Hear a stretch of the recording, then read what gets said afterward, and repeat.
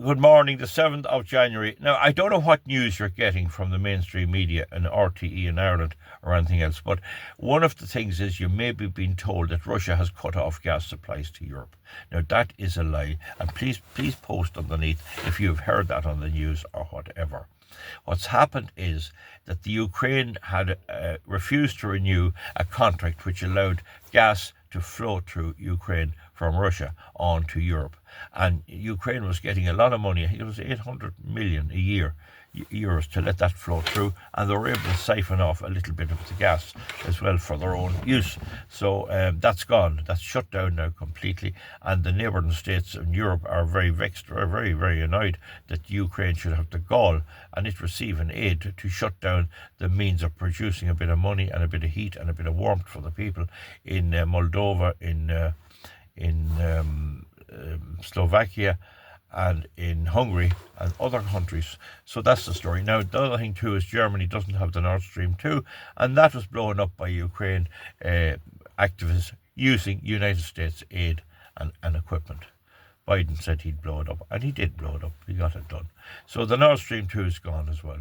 Now, they're trying to get gas from other places, but one of them is Qatar, and Qatar is balking at giving them gas because Europe has a nanny state directive, the sustainability and due diligence directive, where anyone supplying the EU with goods has to prove that they're doing all of this woke stuff, all woke, climate change, the whole lot. And Qatar has already said, if we are going to be fined for not doing that, we'll not sell you anything. The fine is 5% of the world exports. So they have some neck on them in the EU to try to force other countries into their way of thinking. It's the nanny state extension again. Now, we haven't experienced any real shortage of fuel here. I mean, it's very cold outside. It feels very cold. It's cold in the hands. Some people say it's grey, hardy weather. I don't like it. I'd rather the heat, to tell you the truth. But anyway, there's a wind chill to it. So if you hadn't heat, you'd be in big trouble. People would die in Ireland if you hadn't heat. But we needn't be talking about it, and there's carbon tax here as well, because the people voted for the carbon tax and voted for all of this green stuff in Ireland. That's the fact of the matter. Now, I know you'll say only about total of 46% voted Fianna Fáil and Fine Gael, but they did.